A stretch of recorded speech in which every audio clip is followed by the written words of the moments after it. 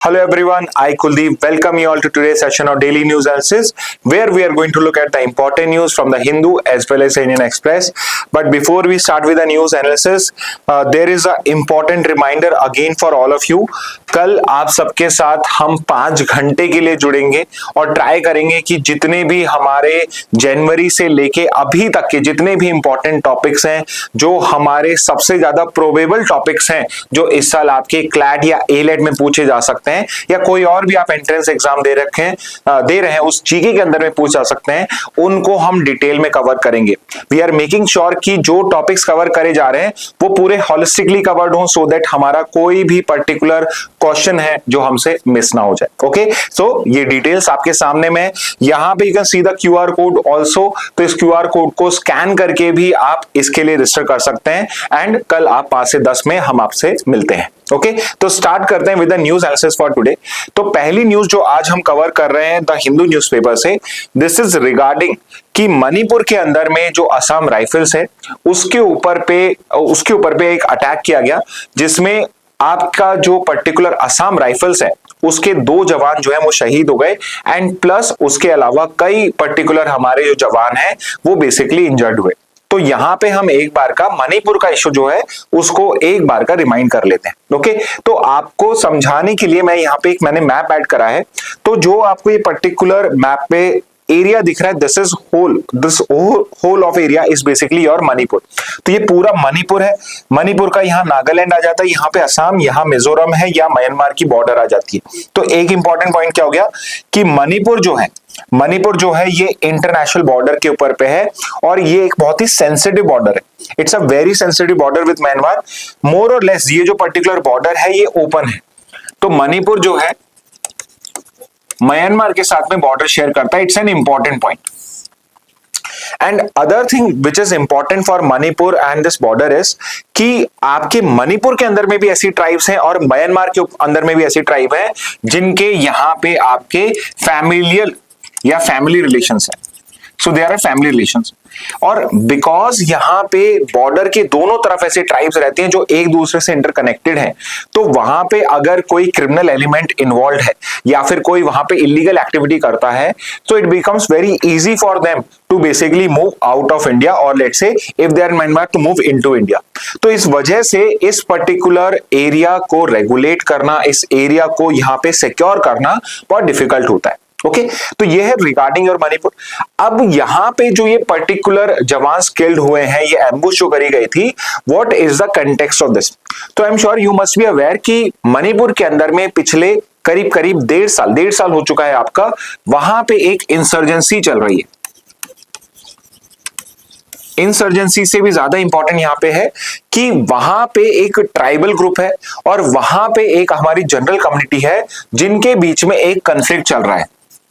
So there is a kind of a civil war ongoing in Manipur. और ये जो particular civil war है in Manipur, this is basically among 2 communities. एक तो है हमारी मेती कम्युनिटी और दूसरी है हमारी कुकी-जोमी कम्युनिटी. तो यहाँ पे जो मेतीज है, Meiteis are basically the majority in Manipur और ये मैं बिल्कुल आपको कह सकता हूं कि जनरल कास्ट से बिलोंग करते हैं. Majority of them are Hindus. On the other side Kuki Zomi आपकी कम्युनिटी है जो एक पर्टिकुलर ट्राइबल ग्रुप है. इट्स अ ट्राइबल ग्रुप और ये शेड्यूल्ड ट्राइब्स के अंदर में फॉल करता है. ओके, तो ये एक ट्राइबल ग्रुप है, कुकी-जोमी का है. मोर ओवर ये जो कुकी-जोमी ट्राइब है, जो नागा ट्राइब्स है उनके साथ में भी इनके इंटरकनेक्शन है. एट द सेम टाइम बहुत सारे कुकी-जोमी ट्राइब के जो लोग हैं उनके बियॉन्ड द बॉर्डर्स म्यांमार के अंदर में भी टाइज है.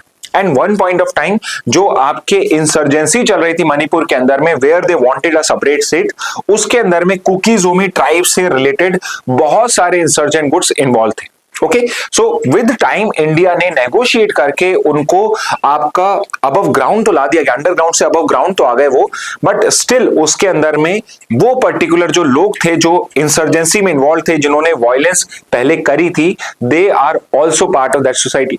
तो अगर एक बार आपने वायलेंस करी हो, आपने उस पर्टिकुलर चीज को एक्सपीरियंस करा हो, सो it is not a big deal for you अगर किसी इंसिडेंट के केस में आपको वापस से वो वायलेंस करनी पड़े.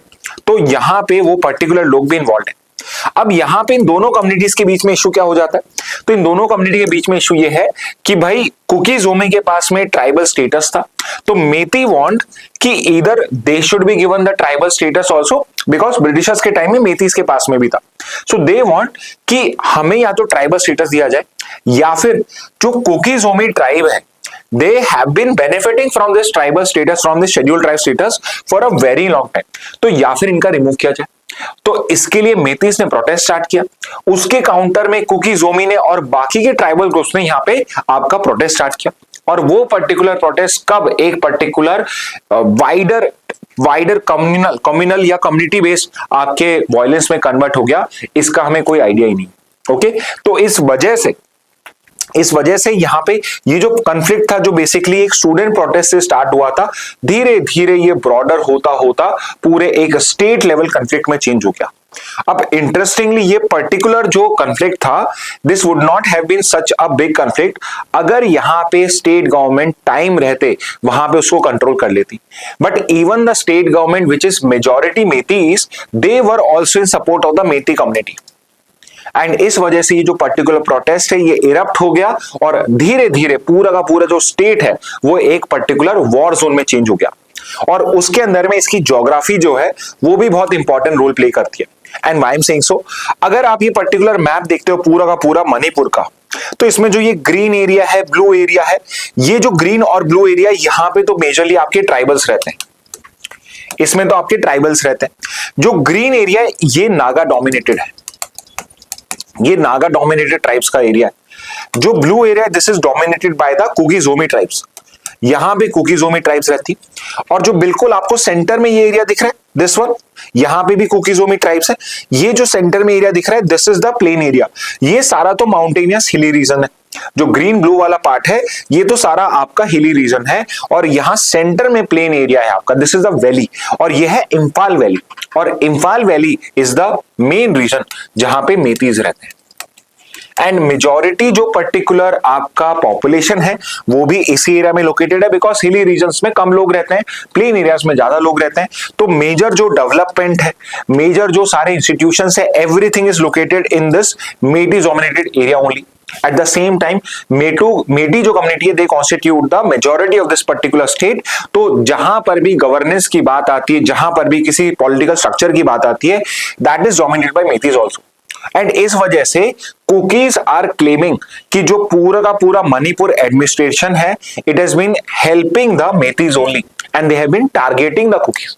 तो यहां पे आप कह सकते हो जैसे पार्टीशन के टाइम में एक हमारा पॉपुलेशन का ट्रांसफर हुआ था, सिमिलरली ये जो आपका मेती डोमिनेटेड रीजन है और आपका जो कुकीज डोमिनेटेड रीजन है, यहां पर भी एक पॉपुलेशन ट्रांसफर हुआ। फॉर एग्जाम्पल कि जो ये कुकी डोमिनेटेड विलेजेस हैं, एरियाज हैं, यहाँ पे जितने भी मेतीस थे, either they were simply killed और या फिर they started moving to the Imphal valley.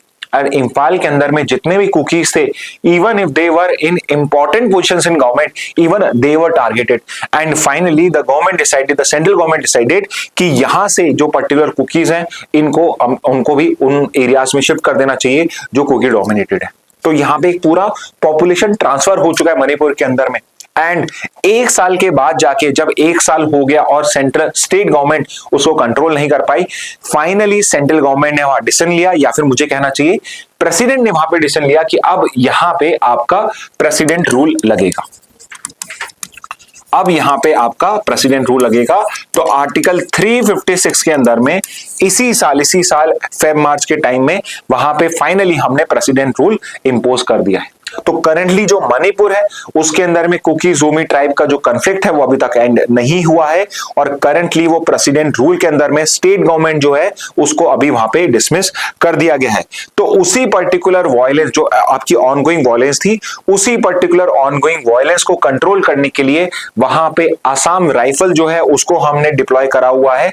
और कल एक पर्टिकुलर ग्रुप ने, पॉसिबली अ मेती इंसर्जेंट ग्रुप, उसने यहाँ पे आसाम राइफल्स का जो कॉन्वॉय था उसको एम्बुश किया और वहां पे 2 जवानों की वहां पे हमारी डेथ हुई है and many other were also injured. So it's not a small thing, because यहां पे फॉर द फर्स्ट टाइम ऐसा हो रहा है कि किसी इंसर्जेंट ग्रुप ने यहां पे हमारी जो पैरामिलिट्री फोर्स वहां पे सिक्योरिटी के लिए, सेफ्टी के लिए, शांति के लिए वहां पे डिप्लॉय थी, उसको टारगेट करें। ओके, तो this is regarding your Kuki Zomi Meitei tribes. But at the same time यहाँ पे असम राइफल डिस्कस है, तो हम एक बार का, वैसे हम पहले भी एक बार डिस्कस कर चुके हैं, बट फिर से हम एक बार का जो हमारी बॉर्डर फोर्सेज हैं और बॉर्डर फोर्सेज जो आपके इंटरनली उसको मैनेज करती हैं उनको गो थ्रू कर लेते हैं। So if you remember, I have already discuss this particular map with you कि आपका जो पर्टिकुलर पाकिस्तान और बांग्लादेश का बॉर्डर है उसको BSF border security force manage करता है।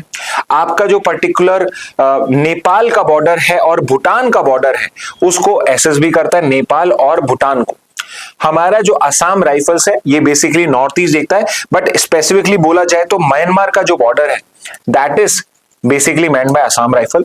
Next is your ITBP. ITBP आपका जो चाइना का बॉर्डर है उसको मैन करता है, ठीक है। तो ये तो हो गई हमारी बॉर्डर फोर्सेस, तो ये हमने मैप में करा था। बट इसके अलावा हमारी 3 और सेंट्रल आर्म्ड पुलिस फोर्सेस हैं, तो there are total of 7 CAPF. इनको हम कई बार पैरा मिलिट्री फोर्स भी बोल देते हैं, पैरामिलिट्री फोर्स भी बोल दिया जाता है। बट इंटरनेशनली पैरामिलिट्री फोर्स को नेगेटिवली देखा जाता है because paramilitary force is also considered to be a force, या इसकी डेफिनेशन में वो फोर्सेस भी आ जाती हैं जो बेसिकली मिलिट्री की नहीं है, जो आर्मी की ऑफिशियली नहीं है, बट इनडायरेक्टली वो गुरिल्ला फोर्सेस हैं and they might be not bound by the international law, they might not be bound by the rules of war to basically do any kind of conflict. तो इसलिए paramilitary force internationally हम use नहीं करते हैं, but locally हम इनको paramilitary force भी कहते हैं और ऑफिशियली इनको सीएपीएफ कहा जाता है, सेंट्रल आर्म पुलिस फोर्सेस। तो हमारी जो ये 4 फोर्सेस हैं जो बॉर्डर को मैनेज करती हैं ये तो है, बट इसके अलावा 3 और हमारी सीएपीएफ हैं, जिसमें से एक है आपका CISF, central industrial security forces. And as a name suggest, जो हमारे इंडस्ट्रियल आपके एरियाज हैं, आपके जो न्यूक्लियर प्लांट्स हैं, उन सबको फोर्स, उन सबकी सिक्योरिटी के लिए हम सीआईएसएफ यूज करते हैं। Then we have CRPF, central reserve police force. ये जो पर्टिकुलर पुलिस फोर्स है इन केस ऑफ राइट, कोई अगर राइट हो उसको कंट्रोल करना हो आपका, या फिर मेजरली इसको यूज किया जाता है नक्सलिज्म के लिए, तो वहां सबके लिए हमारे लिए नक्सलिज्म है। And finally we have the national security guard. तो अगर कोई टेररिस्ट पर्टिकुलर इवेंट हो जाए या कोई एक बड़ा कोई इस टाइप का टेररिस्ट या कोई आर्म्ड रिबेलियन टाइप इंडिया में हो जाए तो उसके लिए हम यहाँ पे एनर्जी को यूज करेंगे। So these are the 7 CAPFs in India, और इसमें से it is the Assam Rifles which is currently trying to control the insurgency in Manipur. Okay, तो ये 7 आपकी आर्म फोर्सेस हैं, एपीएफ्स हैं। तो ये अब एक क्वेश्चन मैं आपसे पूछ लेता हूं यहाँ पे, ये जो सीएपीएफ्स हैं ये किस मिनिस्ट्री के अंदर में आती है? ओके, तो ये आंसर अगर आप कर रहे हैं तो प्लीज ध्यान से करना, पता हो तो ही करना। ऑल्दो मैं आपके आंसर चेक करता हूं और मैं बता दूंगा आपको कि आपने सही किया या नहीं, बट फिर भी सीएपीएफ किस मिनिस्ट्री के अंडर में फंक्शन करते हैं? अगेन इसका हिंट ये है कि आर्मी एक्सटर्नल के लिए होती है और सीएपीएफ इंटरनल सिक्योरिटी के लिए होता है। Okay, so this is enough hint for you all. तो आप बताइए किस मिनिस्ट्री के अंदर में आते हैं, which ministry is responsible for internal security of India? Okay, next news पे फॉलो करते हैं। नेक्स्ट न्यूज है Supreme Court cites preamble to reject plea against Mushtaq opening Dussehra in Mysore. तो अगर मैं पहले आपको न्यूज का कंटेक्स्ट बताऊं, आपका दशहरा आने वाला है, जस्ट 11-12 डेज लेटर आपका दशहरा होगा।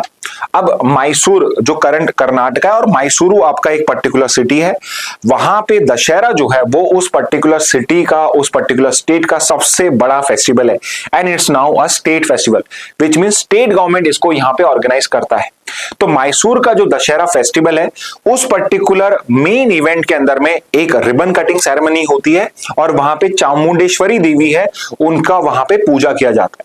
और ये जो पर्टिकुलर पूजा है ये यूजुअली आपका स्टेट किसी एक बड़े सेलिब्रिटी को या एक बहुत नोन पर्सनैलिटी को यहाँ पे इनवाइट करता है स्टेट के, जो बेसिकली उस रिबन कटिंग सेरेमनी करता है और फिर पूजा करता है। तो इस बार जो पर्टिकुलर स्टेट गवर्नमेंट है कर्नाटका की, उसने यहाँ पे चीफ गेस्ट रखा है, पूजा परफॉर्मेंस के लिए बुलाया है बानू मुश्ताक को।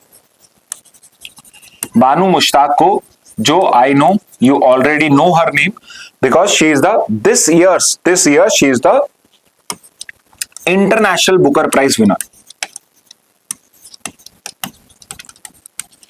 इंटरनेशनल बुकर प्राइज विनर है इस साल की इंडिया से। She is the second person, not the first one, she is the second person to win the international Booker prize. तो आप मुझे बताइए फर्स्ट प्राइज किसको मिला था? बुक का नाम मैं बता देता हूं, आप मुझे उसका नाम लिख के बता दीजिए। टूमसेंट करके बुक है, रेत समाधि इनकी, जिस पर्टिकुलर बुक के लिए शी वाज द फर्स्ट, चलो ये भी बता दी, she is the first recipient of the international Booker Prize from India, और सेकंड बनी है आपकी बानू मुश्ताक। तो because it is a big achievement, because एक इंडियन ऑथर को यहाँ पे इंटरनेशनल बुकर प्राइज मिला है, सो आई वुड से कि Karnataka government had very well chosen her to be the chief guest at this particular opening ceremony. However, यहाँ पे एक पेटिशनर ने इनके इनवाइट को चैलेंज करा, स्टेटिंग कि यहाँ पे जो मैसूरू का दशहरा फेस्टिवल है, इट्स अ रिलीजियस फेस्टिवल, ये हिंदूज का एक पर्टिकुलर फेस्टिवल है, ये एक एसेंशियल रिलीजियस प्रैक्टिस में आता है आर्टिकल 25 के अंदर में, और इसके अंदर में आप किसी एक मुस्लिम को कैसे इन्वाइट कर सकते हो। तो यहाँ पे स्टेट ने बिल्कुल क्लियर कर दिया है, सुप्रीम कोर्ट ने क्लियर कर दिया है कि भाई देखिए जो कर्नाटका है वो स्टेट है, कर्नाटका स्टेट जो है ये एक इंडियन कॉन्स्टिट्यूशन का पार्ट है, और कर्नाटका स्टेट जो है it's a secular state. India और इंडिया के कॉन्स्टिट्यूटिंग यूनिट जो हैं वो सब सेक्युलर इन नेचर है, all of them are secular, और इसलिए सेक्युलरिज्म के अंदर में we do not see any person's religion. और ये जो पर्टिकुलर इवेंट है, it's not a private event, it's a state government event, it is being organised by the state, and state का कोई भी रिलीजन नहीं होता है, there is no religion of state, it is a secular thing. और यहां पे जो पर्टिकुलर इवेंट करा जा रहा है वो भी सेक्युलर इन नेचर ही है, चाहे उसके अंदर में हम कुछ भी पूजा पाठ कुछ कर रहे हैं। तो यहाँ पे जो पर्टिकुलर गवर्नमेंट है, स्टेट गवर्नमेंट है, it is perfectly within its right to basically invite anyone for such kind of event. Okay, और यहां पे आपके सुप्रीम कोर्ट ने साइड करा प्रीएम्बल को, स्टेटिंग कि जो प्रीएम्बल है it basically guarantees liberty of thought, equality, faith and fraternity के आइडियाज को ये प्रमोट करता है। फ्रेटर्निटी मतलब ब्रदरहुड का,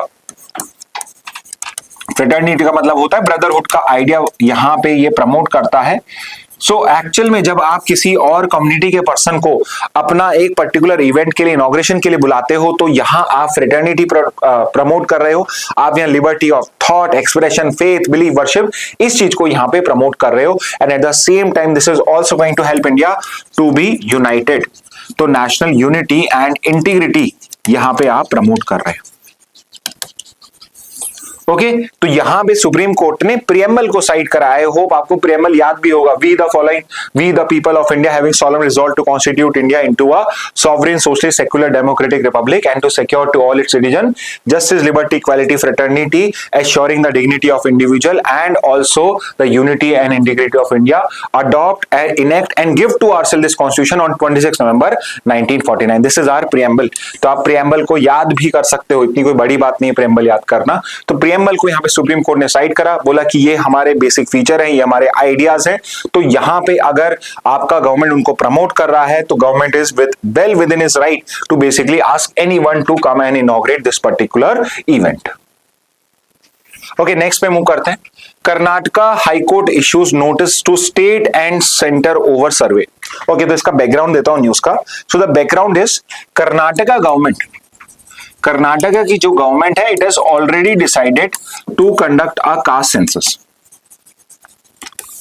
कि बेसिकली कर्नाटका गवर्नमेंट ने डिसाइड करा है कि वो अपनी स्टेट के अंदर में कास्ट सेंसस कंडक्ट कराएगा, और जो डिफरेंट कास्ट हैं, जो डिफरेंट कास्ट होती है उनका क्या नंबर है, नंबर्स क्या है उनका इन्यूमरेट करा जाएगा, उनको इन्यूमरेशन करा जाएगा उनका, एंड प्लस उनका सोशल एंड पॉलिटिकल स्टेटस क्या है वो भी करा जाएगा। यानी कि सिंपली मैं कह सकता हूं कि जैसे सेंट्रल गवर्नमेंट ने एक सोशियो इकोनॉमिक कास्ट सेंसस किया था 2011 के अंदर में, ऑन द सेम ग्राउंड्स आपका जो यहाँ पे कर्नाटका गवर्नमेंट है वो इसी टाइप से कास्ट सेंसस कर रहा है। ओके, तो पहला क्वेश्चन तो ये है, क्योंकि ये कोर्ट में केस क्या हुआ है, कोर्ट में केस समझ लेते हैं। यहां पे कर्नाटका के हाई कोर्ट के अंदर में पेटिशनर ने पेटिशन किया है कि जो स्टेट गवर्नमेंट है वो कोई भी ऐसा पर्टिकुलर कास्ट सेंसस कंडक्ट नहीं कर सकती है, बिकॉज अंडर द कॉन्स्टिट्यूशन कोई भी सेंसस हो including a caste census can only B conducted by the central government. It can only B conducted by the central government. यानी कि अगर स्टेट गवर्नमेंट इस तरीके से कोई सेंसस कंडक्ट कराता है तो ये कॉन्स्टिट्यूशन का वायलेशन होता है। दूसरा इश्यू इन्होंने जो रेस करा है, जो पर्टिकुलर कर्नाटका कास्ट सेंसस कर रहा है उसके अंदर में उन्होंने कई नए कास्ट टाइप्स को इंक्लूड करा है, इनकॉर्पोरेट करा है, और इस तरीके से नई कास्ट क्रिएट करके उसको इनकॉर्पोरेट करना, this is not allowed by the constitution also. अब ऐसे समझिए कि लेट से कि कोई पर्टिकुलर कास्ट है ए बी करके एक कास्ट है। अब यहां पे लेट से कि ए बी के अंदर में एक सब कास्ट होती है बी, ए बी के अंदर में सब कास्ट होती है बी, एंड दे क्लेम कि they are a separate caste in themselves. तो यहां पे कर्नाटका गवर्नमेंट ने क्या करा, ए बी कास्ट कर दी है और एक बी कास्ट भी अलग से रख रखी है। ओके, तो ये जो पर्टिकुलर आप डिविजन्स कर रहे हो कास्ट का, द पेटिशनर इज आर्गुइंग कि अंडर द कॉन्स्टिट्यूशन आप इस तरीके से डिवीजन नहीं कर सकते, ठीक है। और ये आर्ग्यूमेंट कहां से आता है, बिकॉज हमारे कॉन्स्टिट्यूशन के अंदर में आर्टिकल 341 है, 342 है, जहां पे शेड्यूल कास्ट या शेड्यूल ट्राइब्स डिफाइंड है, और उसके अंदर में ये स्पेसिफिकली लिखा हुआ है कि शेड्यूल कास्ट शेड्यूल ट्राइब्स के अंदर में अगर मुझे कोई एडिशन करना है, कोई मुझे वहां पे रिमूवल करना है, तो वो पावर सिर्फ और सिर्फ पार्लियामेंट के पास है। अगेन आई रिपीट, आपके कॉन्स्टिट्यूशन के अंदर में जो एससीज और एसटीज की लिस्ट है, उस पर्टिकुलर लिस्ट को बनाया तो प्रेसिडेंट ने था, बट अगर अब मुझे उसमें कोई भी चेंजेस करने हैं, किसी कास्ट को या ट्राइब को ऐड करना है या उसमें किसी को रिमूव करना है, तो वो पर्टिकुलर पावर पार्लियामेंट के पास में। यानी कि द पेटिशनर इज आर्गुइंग कि ये जो पर्टिकुलर सेंसस एक्सरसाइज है ये टोटली अगेंस्ट द कॉन्स्टिट्यूशन है। ओके, तो यहां पे अगर आपको इतनी बात समझ में आ गई है तो मैं अब आपको आगे की बात और समझा देता हूं कि यहां पे अगर पेटिशनर ऐसे आर्ग्यू कर रहा है कि कर्नाटका का जो ये SECC है,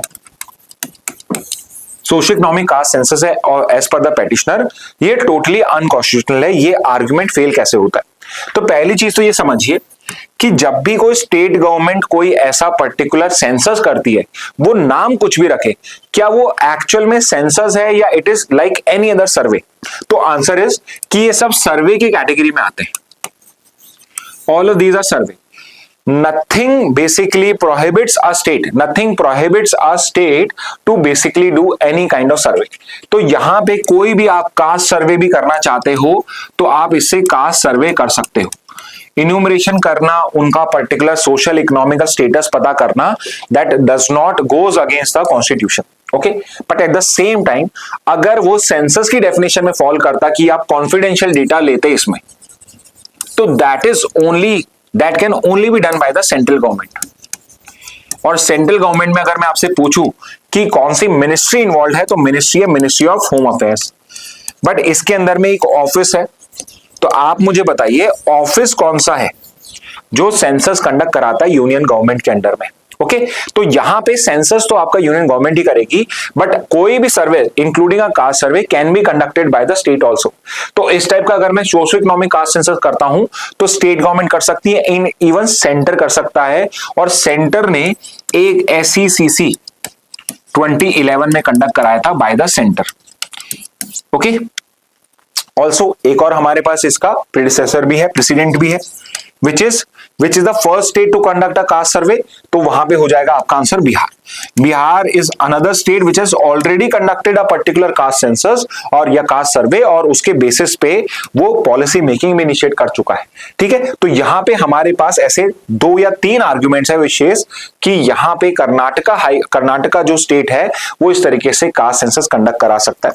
at the same time you should also know, although मैं आपको यहां खुद बोल रहा हूं कि Bihar is the first state to do it, but हमारे पास में कर्नाटका का खुद का एग्जांपल है 2015 में भी इन्होंने एक ऐसा ही social economic caste census conduct कराया था, बट द इश्यू इज कि वो पर्टिकुलर कास्ट सेंसस की रिपोर्ट सबमिट भी करी गई गवर्नमेंट को, बट गवर्नमेंट ने उसको कभी पब्लिश नहीं करा।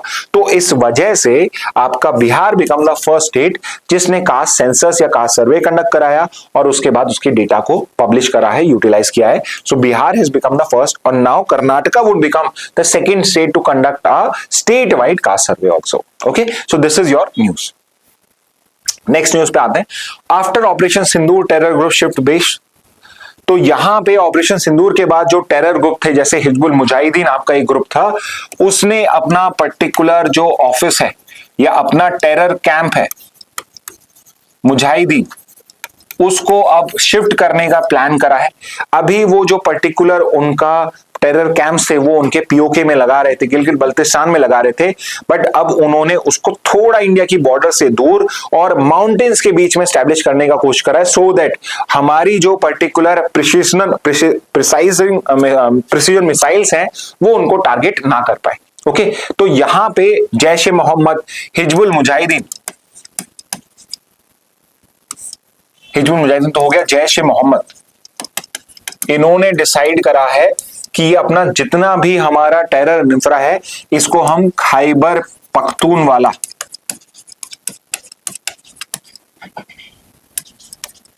वह प्रोविंस में शिफ्ट करेंगे। ओके, और क्यों करने का प्लान करा जा रहा है? सो दैट कि यहाँ पे जो हमारा पर्टिकुलर अगर हम कोई स्ट्राइक करते हैं, बिकॉज अगर वो इस तरह से कर रहे हैं so they would be planning something in the future India के अगेंस्ट में अटैक करने के लिए। इन एनी केस उनके लीडर्स ने ये ओपनली क्लेम करा है कि हम अब इंडिया को मुंह तोड़ जवाब देंगे। तो देखते हैं वो दे पाते नहीं दे पाते, बट उनकी एक बिल्डिंग है HM313 हिजबुल मुजाहिदीन का ये पर्टिकुलर ऑफिस, इसको उन्होंने बंदाई एरिया जो कि एक फैसिलिटी बना रहे हैं ये खैबर पख्तूनख्वा प्रोविंस के अंदर में, उसके अंदर में बनाने का डिसाइड करा है। ऑपरेशन सिंदूर हमारे लिए इंपॉर्टेंट है, तो उन नोट्स के अंदर में ये पर्टिकुलर पॉइंट आप ऐड कर सकते हो, HM313। ओके, एग्जैक्टली अगर पाकिस्तान की हम टेरिटरी भी देखें, उसका प्रोविंसेस देखें तो बहुत आसान है, अगर आपको याद भी करना हो, कोई ज्यादा प्रोविंसेस नहीं है, छोटा सा देश है।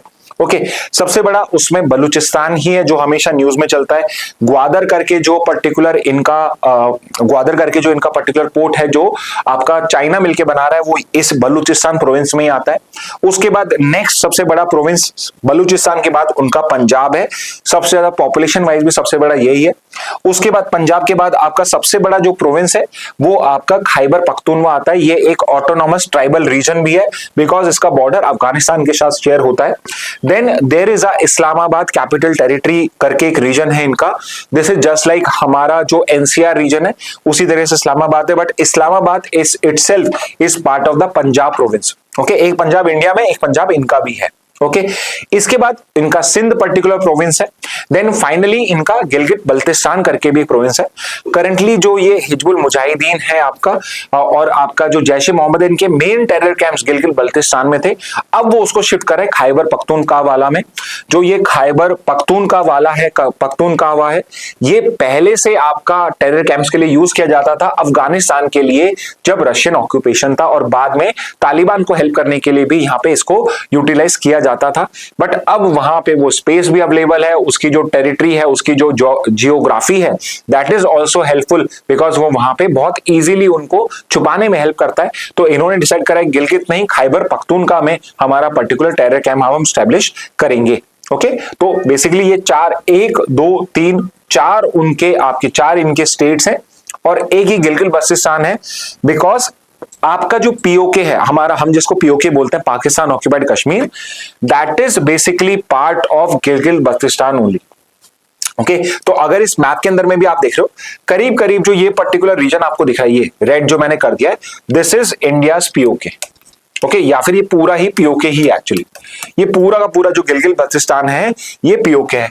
इसके अलावा यहाँ पे उन्होंने एक रीजन का नाम रखा हुआ है आजाद जम्मू एंड कश्मीर, जबकि आजाद कुछ नहीं है, वो जम्मू एंड कश्मीर आपका पाकिस्तान की टेरिटरी के अंदर में ही है। तो ये अलग से बनाया हुआ, this also India consider as part of India Jammu and Kashmir only. Okay, तो ये पर्टिकुलर जो प्रोविंस है ये आपको पता होने चाहिए।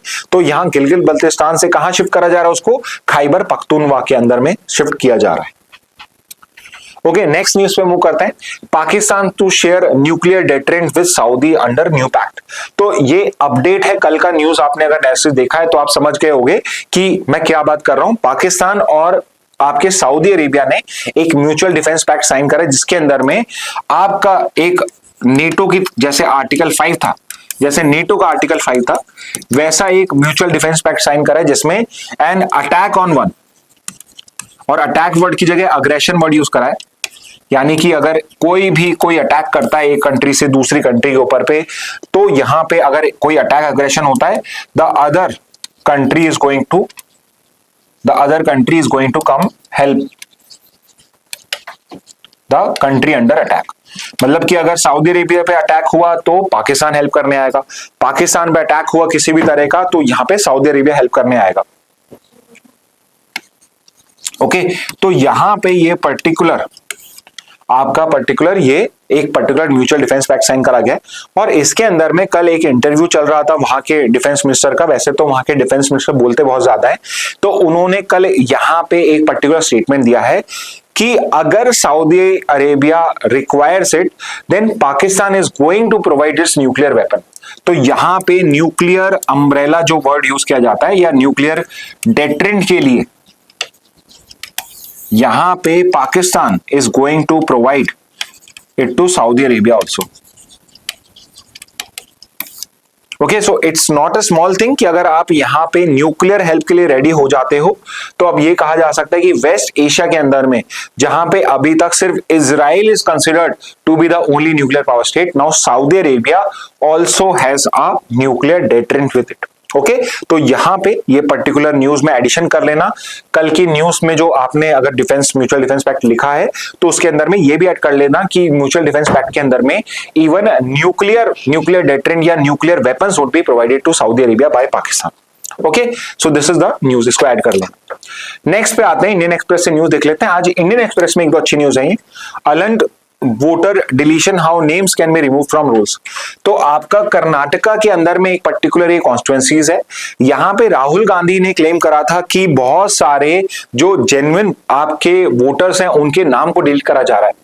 तो ये पर्टिकुलर इशू क्या है, और बेसिकली यहां पे कोई छोटा मोटा नंबर नहीं है, 6018 ऐसे वोटर नेम्स वर एलिजिबली टारगेटेड जो राहुल गांधी ने क्लेम करे अपने पर्टिकुलर एलिगेशंस के अंदर में कि इनके नाम को डिलीट किया गया था और they were filed without voters knowledge, कि किसी ने क्लेम कर दिया इलेक्शन कमीशन के पास जाके कि ये जो पर्टिकुलर लोग है 6081 these are all ineligible persons जिनका वोटर लिस्ट के अंदर में नाम है। ओके, तो इस पर्टिकुलर वोटर डिलीशन के अंदर में कंट्रोवर्सी क्रिएट हो गई है। तो हमें यह समझना बहुत जरूरी है कि इंडिया के अंदर में अगर किसी का नाम वोटर लिस्ट में है तो क्या उसको रिमूव किया जा सकता है, तो उसका प्रोसीजर क्या है, उसके ग्राउंड्स क्या है। ओके, तो हम सारी चीज को यहां पे समझ लेंगे। ओके, तो ऑब्वियसली अगर यहां पे वोटर डिलीशन किया गया है यानी कि there must be some procedure, तो वो प्रोसीजर क्या है, तो यहां पे फॉर्म 7 बताया हुआ है। तो आपका जो भी पर्टिकुलर ईसीआई के पास में वोटर लिस्ट का पावर आता है, everything comes from the representation of people act of 1950। Again RPA 2 है, रिप्रेजेंटेशन ऑफ पीपल एक्ट 2 है, एक 1950 का, एक 51 का है। 50 के अंदर में आप कह सकते हैं प्रोसीजरल जो ईसीआई की पावर्स हैं, जो प्रोसीजर्स होते हैं इलेक्शंस कंडक्ट कराने के, वो 50 में गिवन है।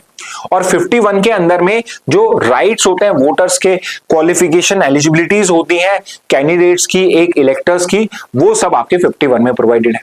ओके, तो आरपीए 1950 का सेक्शन 22 है जो ये कहता है कि इलेक्टोरल रजिस्ट्रेशन ऑफिसर जो होंगे उनके पास में पावर होगी टू करेक्ट और डिलीट नेम्स इन रोल। तो जो इलेक्टोरल रोल है या वोटर लिस्ट है, उस पर्टिकुलर वोटर लिस्ट के अंदर में अगर मुझे कोई नाम का करेक्ट कराना है, डिटेल्स करेक्ट करानी है या किसी का नाम डिलीट कराना है, तो उसके लिए इलेक्टोरल रजिस्ट्रेशन जो ऑफिसर्स होंगे they have been empowered to do. Okay, और यहां पे उनके ग्राउंड्स क्या होते हैं डिलीशन के लिए, तो इन केस अगर कोई क्लेम करता है कि ये पर्सन की डेथ हो गई है या फिर कोई क्लेम करता है कि अब ये आपका रेगुलर या नॉन रेसिडेंट है कॉन्स्टिट्यूएंसी में, now he is not a ordinary resident of a constituency. Third is he is no more a citizen of India, या फिर दैट पर्सन जिसका नाम ऐड करा गया है वो अभी 18 प्लस नहीं हुआ है। तो अगर ये ग्राउंड्स फुलफिल होते हैं तो इस पर्टिकुलर केस के अंदर में जो पर्टिकुलर ईआरओ है वो नाम डिलीट कर सकता है। ओके, बट डिलीशन करने से पहले ईआरओ को इंक्वायरी होल्ड करनी पड़ेगी, नोटिस इशू करना पड़ेगा और फिर इलेक्टर को एक चांस देना पड़ेगा रिस्पॉन्ड करने का। यानी कि प्रोसेस इतना भी आसान नहीं है कि अगर ईआरओ के पास में ऐसे कोई रिक्वेस्ट आती है तो वहां पे ईआरओ एक इंक्वायरी करेगा, नोटिस इशू करेगा उस पर्सन को और उसके बाद में उस इलेक्टर को रिस्पॉन्ड करने के बाद ही वो करेगा। ओके, अब यहां पे इशू ये होता है कि जब भी हम कोई पर्टिकुलर प्रोसेस को ऑनलाइन करते हैं तो हमारे कुछ लूप होल हो जाते हैं। अब अगर हर कोई ही अपने सही मन से काम करे तो ऐसा इशू क्यों, बट पॉलिटिकल पार्टी जो सबसे ज्यादा गंदे मन से काम करती है वो बेसिकली इलेक्शन जीतने के लिए कुछ भी कर सकती है। तो यहां पे एलिगेशन ये है कि, या राहुल गांधी एलिगेशन ये करा है कि बीजेपी के लोगों ने कांग्रेस के जो वोटर्स से उनके फॉल्स क्लेम्स यहां पे फाइल कर दिए। ओके अब फॉर्म 7 का मैकेनिज्म क्या है? अब जो फॉर्म 7 है ये आप इन पर्सन जाके भी भर सकते हो, but at the same time इसको फिल करने का ऑनलाइन ऑप्शन भी दिया हुआ है। ओके तो इलेक्टोरल रूल्स के अंदर में इसका फॉर्मेट प्रोवाइडेड है।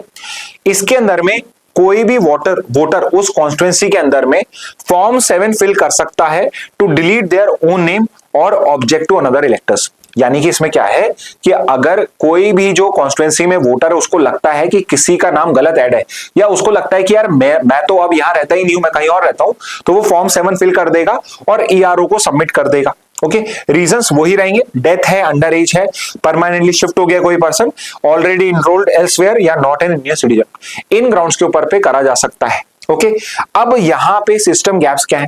तो लेट से अगर मैं कोई पर्टिकुलर फॉर्म फिल कर रहा हूं, कोई भी फिल कर सकता है, तो मैंने अगर कोई फॉर्म फिल करा तो फिल करने के टाइम में, सबमिशन के टाइम में कोई प्रूफ रिक्वायर्ड नहीं है कि मैं आधार की कॉपी दे रहा हूं, मैं वोटर आईडी का वो दे रहा हूं, है ना, ये सब रिक्वायरमेंट्स ही नहीं।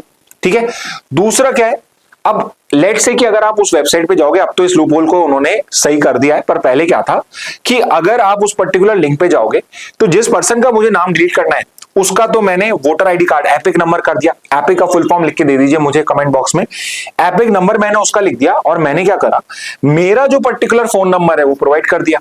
ठीक है तो epic number, voter ID card तो मैंने उसका डाल दिया नंबर, तो जिसका मुझे डिलीट कराना है, और फोन नंबर मैंने दे दिया।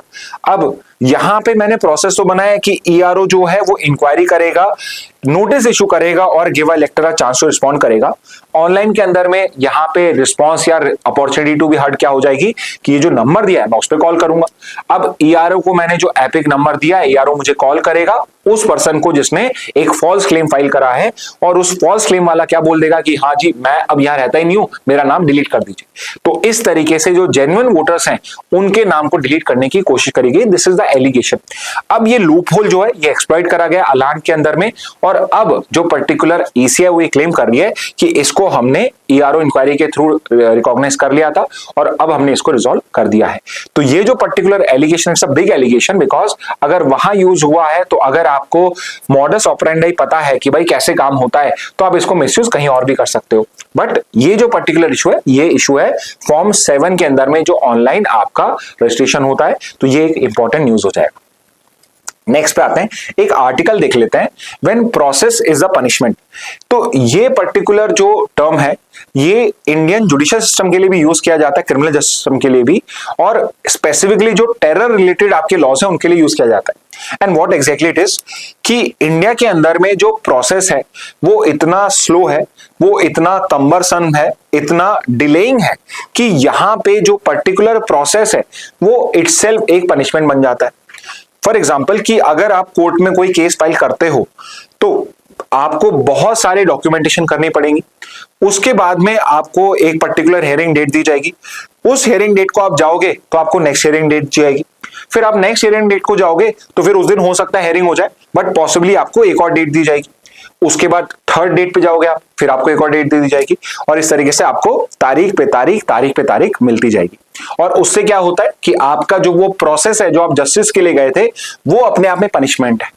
अब ये पनिशमेंट और भी सिवियर हो जाता है जब कोई terror related particular law utilise किया जाता है और गवर्नमेंट आपको टारगेट करना चाहती है, because like a terror related आपका जो लॉ है सबसे बड़ा वो है unlawful activities prevention act of UAPA.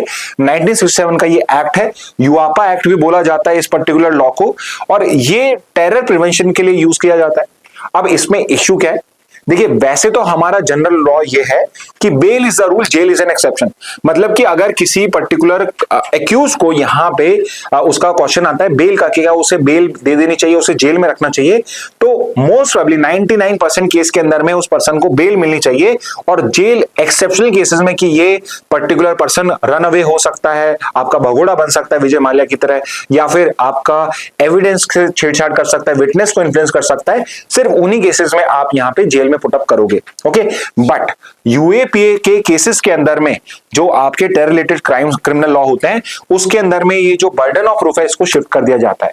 तो यहां पे रूल बन जाता है bail is the exception and jail is the rule. Okay तो ये पर्टिकुलर चीज हमें चेंज करने की रिक्वायरमेंट है।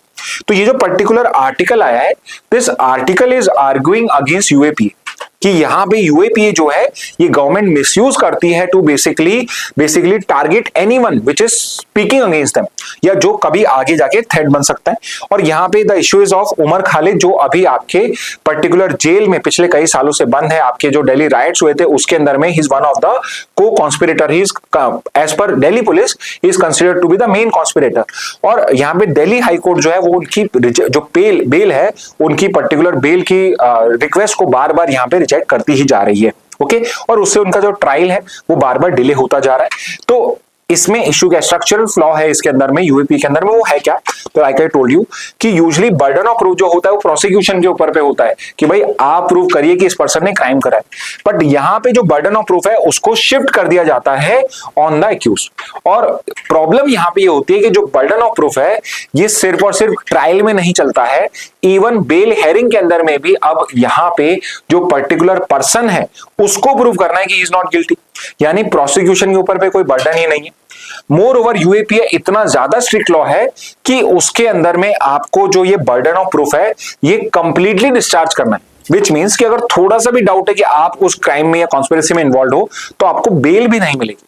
तो इस वजह से यहाँ पे ये प्रोसेस ही है, ये पनिशमेंट बन जाता है। और गवर्नमेंट या पुलिस को डिले करने के लिए क्या क्या टैक्टिक्स यूज करती है, जो हमें इस आर्टिकल में समझ में आता है कि वो एक चार्जशीट बनाएंगे वॉल्यूमस, बहुत बड़ी 1000 पेज की चार्जशीट होगी। अब चार्जशीट को पढ़ने में ही बहुत टाइम लग जाएगा, तो आप मान के चलिए 4-5 महीने 6 महीने तो आपके चार्जशीट को समझने में, फिल करने में और उस हेयरिंग में ही निकल जाएंगे। उसके बाद में क्या होगा, पुलिस मल्टीपल सप्लीमेंट्री चार्जशीट, वो चार्जशीट के अंदर में विद टाइम एवरी हेयरिंग जब आपके 6 महीने होंगे उसके अंदर में और कुछ ऐड कर देगी। तो you would always be having more material to go through and to basically counter it. तो आप अगर अपना जो पर्टिकुलर काउंटर है वो कभी प्रिपेयर ही नहीं कर पाओगे, जिससे आपकी ट्रायल है वो ईयर्स और ईयर्स के लिए डिले हो जाती है। अब यहां पे ये इशू को बहुत इजीली टैकल किया जा सकता है अगर हम एक अकाउंटेबिलिटी मैकेनिज्म क्रिएट कर दे। तो ये सब जो मैं आपको बता रहा हूं this is from the passage now, कि वो जो पर्टिकुलर आपका आर्टिकल है ये क्या बात कर रहा है। तो यहां लैक ऑफ अकाउंटेबिलिटी है, तो इसको अगर हम रिमूव कर दें तो वो इजीली हो जाएगा। Court rarely acknowledges fabricated evidence और डेलिबरेट फ्रेमिंग। तो यहाँ पे कोर्ट एक्नॉलेज ही नहीं करता है कि जो पर्टिकुलर एविडेंस यहाँ पे पेश करे जा रहे हैं वो आपके फैब्रिकेटेड है, ये झूठे एविडेंस है आपके, तो इनको कंसिडर ही नहीं करता है कोर्ट। ना ही कि फ्रेमिंग ही इस तरह से करी गई है कि इस पर्सन को बेल ना मिल सके, इनको एक्नॉलेज नहीं करा जाता है। दूसरा कि जो कंपनसेशन होना चाहिए कि अगर किसी को मैं अननेसेसरी जेल में पुट करता हूं, it is almost never granted. कभी नहीं होगा कि अगर किसी गलत केस के अंदर में आपको पुलिस ने बहुत टाइम तक जेल में रखा है तो उसके लिए आपको कंपनसेशन करा जाए। And at the same time I would go to the extent to say कि कंपनसेशन आपको मिलना चाहिए and should be from the pocket of those who are responsible for your prolonged incarceration. Okay, and third is police और officials इसको misuse ही करते रहते हैं and they face no accountability. तो अगर मैं इनको कनेक्ट कर दूं अकाउंटेबिलिटी मैकेनिज्म हो कि यू आर रिस्पांसिबल, अगर ये पर्सन का गलत केस है तो ये यूएपी का मिसयूज मैं रोक सकता हूं। ठीक है, इसके बाद it is not the first time कि इस तरह से पॉलिटिकली वेपनाइज किया जा रहा हो। यूएपीए 67 में आ चुका था, 2008 के अंदर में इसको और भी ज्यादा स्ट्रिक्ट करा गया था, और चाहे कांग्रेस गवर्नमेंट रही हो, बीजेपी गवर्नमेंट रही हो, उन्होंने इसको पॉलिटिकली वेपनाइज किया है। पहले हमारे ऐसे टेरर लॉस से टाडा था, एक पोटा था, ऑल्दो इनकी जो हिस्ट्री इट्स वेरी स्मॉल, ये 10 साल रहा था, ये आपका 2 साल ही रहा था। बट इस पर्टिकुलर लॉस को हम रिमूव करने में, जो सिविल सोसाइटी वो रिमूव करने में यहाँ पे सक्सेसफुल रही, बिकॉज इसका जो पर्टिकुलर कन्विक्शन रेट था it was less than 1%। But आप सोचिए कि आपको अगर टेरर एक्ट के अंदर में किसी ने पकड़ लिया है, अब एक बार आपके ऊपर पे एक लेबल लग गया टेररिस्ट का या एक एंटी नेशनल का, तो वो पर्टिकुलर लेबल रिमूव करना बहुत मुश्किल होता है। सो काउंटलेस लाइफ जो है वो आपकी यहाँ पे बर्बाद हो जाती है। और यहाँ पे फाइनली जो author he is arguing for a people's movement, की जैसे टाडा और पोटा के अंदर में हम उसको रिपील कर पाए थे, द डेमोक्रेसी वांट कि हम यहाँ पे भी इन पर्टिकुलर लॉस को यहाँ पे रिमूव करें, सो दैट हमारा जो एक फ्री स्पीच है उसको हम अच्छे से एक्सरसाइज कर पाए, हमारे जो फंडामेंटल राइट्स हैं specially right to life and personal liberty उसको हम यहाँ पे प्रोटेक्ट कर पाए, यहाँ पे हर इंडिविजुअल को गारंटी कर पाए। और जो पर्टिकुलर क्रिमिनल जस्टिस का प्रिंसिपल है, it should be revert back to bail is the rule and jail is an exception rather than jail is a rule and bail is an exception. Okay, तो ये particular आपका हो जाएगा। Inn Express से एक और article देखते हैं हम, physical health of states under strain as public debt trebles in 10 years। तो यहाँ पे जो controller and auditor general of India है उन्होंने एक रिपोर्ट दी है और उसके अंदर में द रिपोर्ट इज नॉट रोजी फॉर अस। इसके अंदर में बहुत इश्यूज हैं and the main issue is कि जो स्टेट गवर्नमेंट्स है उनकी जो फिजिकल हेल्थ है वो बहुत ज्यादा स्ट्रेन में है। And why their physical health strain? तो फिजिकल हेल्थ का मतलब है कि आप पैसा कमाते कितना और खर्चा ज्यादा कितना करते हो। तो यहाँ पे जितनी भी स्टेट्स हैं, बहुत सारी स्टेट्स खर्चा बहुत ज्यादा कर रही हैं और गलत जगह पे कर रही है। तो सीएजी का एक गोल्डन बोरोइंग का रूल होता है, वो भी मैं आपको समझा दूंगा। और यहाँ पे जो मेजॉरिटी स्टेट्स हैं वो गोल्डन बोरोइंग के रूल को यहाँ पे ब्रीच कर रही हैं। तो ये जो पर्टिकुलर इशू है ये उसी से डील करता है।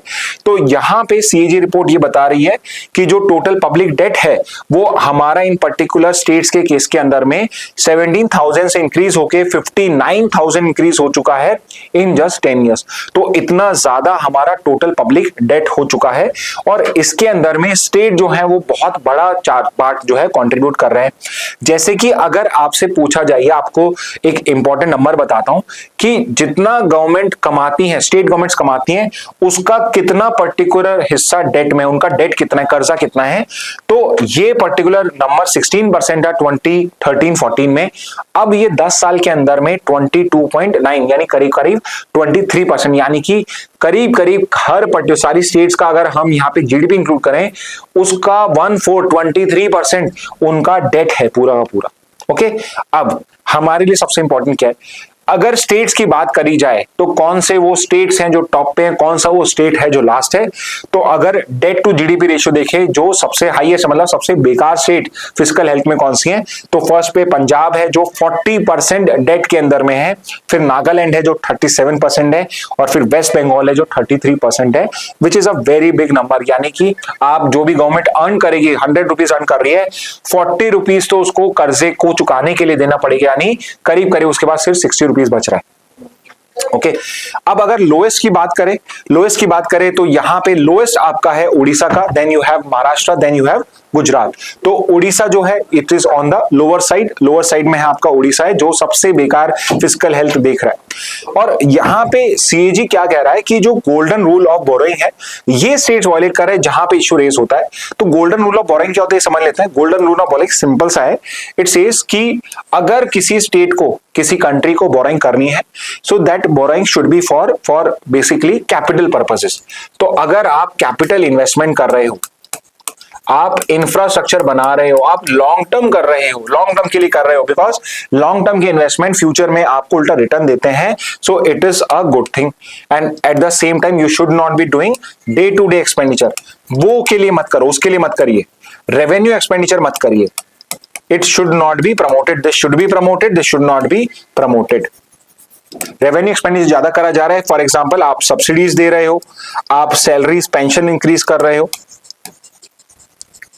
ओके, तो ये सब नहीं करना है। तो गोल्डन रूल ऑफ बोरोइंग क्या कहता है कि भाई बोरोइंग करिए बट आपके पॉजिटिव काम के लिए करिए, कैपिटल इन्वेस्टमेंट के लिए करिए, इंफ्रास्ट्रक्चर क्रिएशन के लिए, इंडस्ट्रीज के लिए करिए। ये तो अच्छा है, ये बुरा है। बट स्टेट्स क्या कर रही है स्पेसिफिकली, इवन जो सबसे हाईएस्ट पर्टिकुलर इस एफएचआई के अंदर में हाईएस्ट रैंक आ रही है जिनकी, वो पर्टिकुलर स्टेट्स क्या कर रही है, ज्यादा वो खर्चा कर रही है आपके इन day to day revenue expenditure में। जैसे सब्सिडीज दे दी आपने पेंशन रेट्स बढ़ा दी है आपने उनकी, तो ये डे टू डे एक्सपेंडिचर आपको कम करना है और कैपिटल एक्सपेंडिचर आपको ज्यादा करना है। ओके, अब यहाँ पे एक फिजिकल हेल्थ इंडेक्स आ जाता है, रैंकिंग सेम ही रहेंगी, लोएस्ट उड़ीसा की है, मतलब सबसे बढ़िया परफॉर्मेंस उड़ीसा का है और सबसे बेकार परफॉर्मेंस पंजाब का ही है। आप मुझे बताइए पब्लिश कौन करता है एफएचआई, बिकॉज हम इसको डिस्कस कर चुके हैं। जो पर्टिकुलर स्टेट्स है उनको इन 5 इंडेक्सेस के ऊपर पे मेजर किया जाता है, डिपेंडिंग ऑन आपकी रैंक क्या है उसके अकॉर्डिंगली ये डिसाइड किया जाता है आपका। अगेन एफएचआई के हिसाब से देखें तो एफएचआई कोई और देता है और ये जो पर्टिकुलर रिपोर्ट की स्टेट दिखा रहा हूं ये सेम है, एफएचआई ने भी इसी टाइप की रिपोर्ट दी थी, ये सीएजी ने भी वही रिपोर्ट दी है। तो ये सीएजी का डेटा है और ये जो पर्टिकुलर डेटा है ये एफएचआई का जो सेम है। फर्स्ट रैंक पे उड़ीसा ही है और लास्ट रैंक के ऊपर पे पंजाब ही। ओके, इसके बाद बिकॉज सीएजी इन्वॉल्व है, सीएजी इंपॉर्टेंट ऑफिस है, आर्टिकल 148 में मेंशन है, मतलब ये कॉन्स्टिट्यूशनल बॉडी है। आपके लिए 2 क्वेश्चन है, who is the current CAG, एक और क्वेश्चन ऐड कर रहा हूं मैं इसके अलावा, who is the current CAG, what is the CAG tenure, और रिटायरमेंट एज ऑल्सो, रिटायरमेंट क्या है और टेन्योर क्या है ये बता दीजिएगा, and plus who was the first CAG of India, तो ये आप मुझे कमेंट बॉक्स में बता दीजिए। Okay, so this is regarding physical health.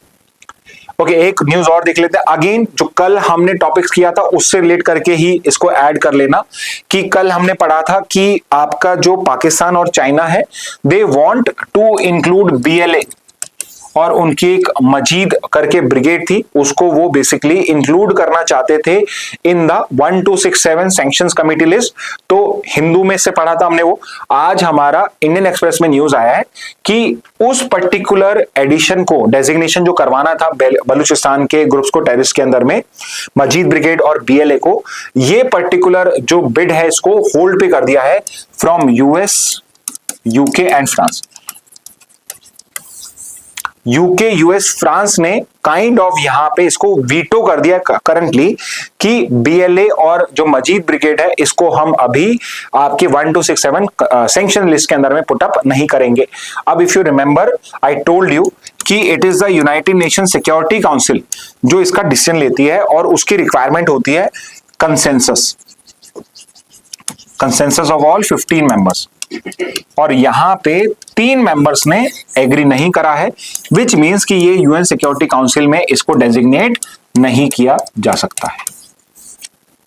Okay, so this is an addition to yesterday news, तो इसको ऐड कर लेना कि बीएलए और इसके पर्टिकुलर के मजीद ब्रिगेड के जो पर्टिकुलर डेजिग्नेशन था उसको यहां पे रिजेक्ट कर दिया गया इन द कोर्ट। तो ये भी आप अपने नोट्स में ऐड कर सकते हो। ओके स्टूडेंट्स, तो ये थे आज के particular news article. But remember, सबसे इंपॉर्टेंट बात, कल का जो दिन है वो आपके लिए इंपॉर्टेंट है। कल शाम 5 बजे शार्प हम हमारा पर्टिकुलर जो जीके मैराथन है उसको इनिशिएट कर देंगे। I would request you all कि अगर आपके कोई फ्रेंड्स हैं who are also interested, who are facing some difficulties, although they might not be CLAT prep student, तो आप उनके साथ में भी ये चीज शेयर कर देना कि कल अगर उनका कोई बैकलॉग है, अगर उनको कोई इंपॉर्टेंट टॉपिक समझ में नहीं आया है, तो वो ये पर्टिकुलर इवेंट कल अटेंड कर सकते हैं। 5 से 10 चलेगा आपका, so you would be free from your classes also. Make sure कि संडे है तो उसको आप प्रॉपर्ली यूटिलाइज करें। Your exam is very near, everyone is requested to basically spread this message and you yourself should also attend it. Make sure कि आप अगर कोई इंपॉर्टेंट नोट्स है तो उनको बना लें।